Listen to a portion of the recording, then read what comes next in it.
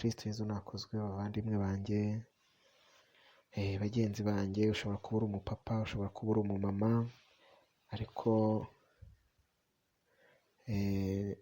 tugirane inama, tuganire ku bijyanye n'umuryango.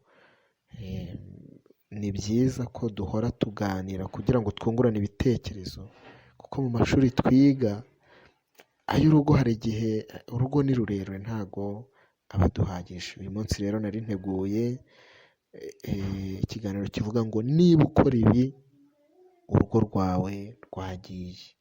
Ubwo ntiwibeshye ko waba ufite amahoro mu rugo, ariko niba nanone ubyifiteho ushobora kubihindura, kuko ntabwo bishobora kukubakira urugo rw'amahoro.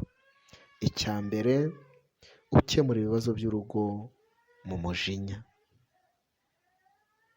Umujinya murabizi ntabwo ari ingabire ya Roho Mutagatifu. Icyo ni icya mbere. Niba warigeze gukubita uwo mwashakanye ukaba utaramusaba imbabazi, cyangwa se warigeze kumuhemukira ku buryo bukomeye, ku buryo bigera ku mutima, kandi wibuke yuko n'uyu munsi ubwo uracyakosa, kuko ntabwo waba intungane ngo bishoboke. Icya gatatu, niba urakaranye n'uwo mwashakanye umunsi ukira ukumva udashaka kumuhamagara, utari wabisubiramo ngo umuhamagare, icyo ni icya gatatu. Turebe icya kane, niba utajya ufata umwanya ngo wowe wiyigeho ku makosa yawe bwite areba urugo.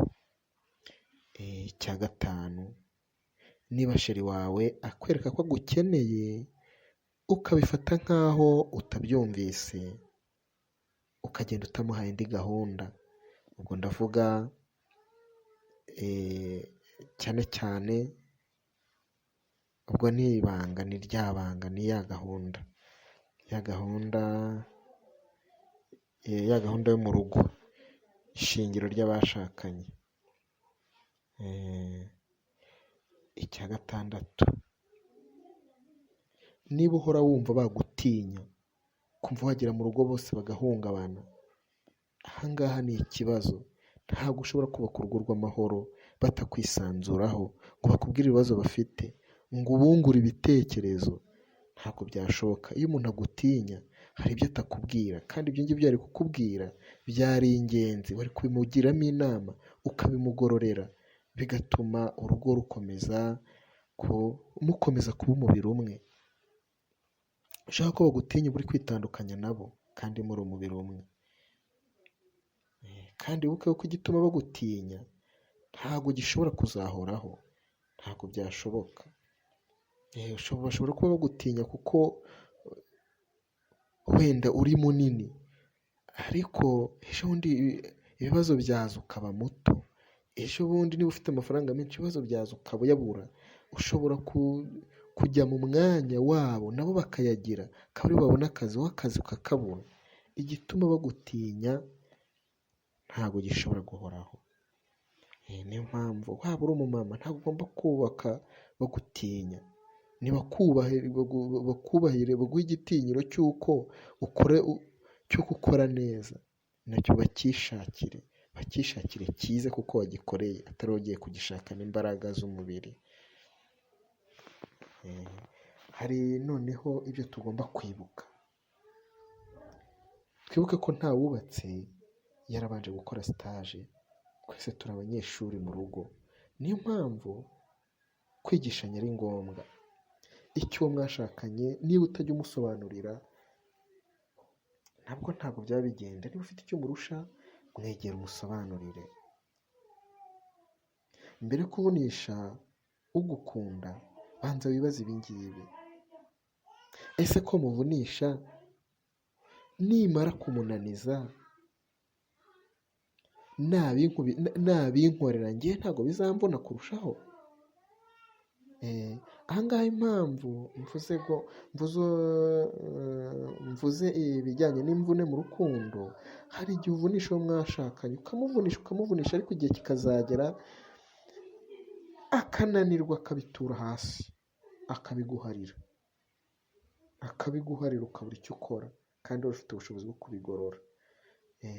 Noneho kwitwaza ko uwawe ari umukristo asenga ukamubera umuzigo, ibuka yuko umuzigo umukorera utazi uwo ashoboye kwikorera, nawe utura hasi uzabikorera wenyine kandi bizakugora.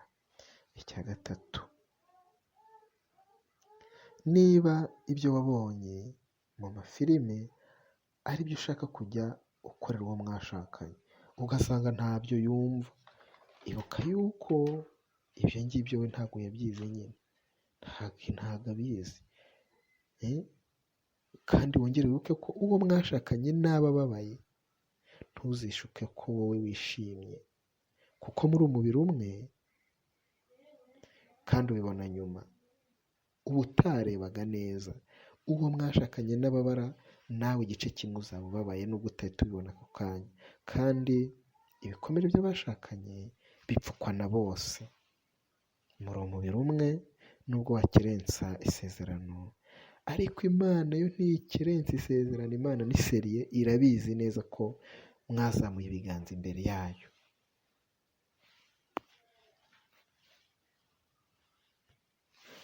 Uhoraho Imana ashaka ko tugira umuryango mwiza, umuryango muzima, umuryango ufite amahoro, umuryango utanga amahoro, umuryango urera. Ibintu byose bihagarariye ku muryango. Imana irashaka ko tugira urugo rufite amahoro, dufite amahoro, umuryango uzira icyitwa icyaha. Murakoze rero, Imana ibongerere umugisha kandi tugire urugo rwiza. Kristo Yezu nakozwe, bavandimwe.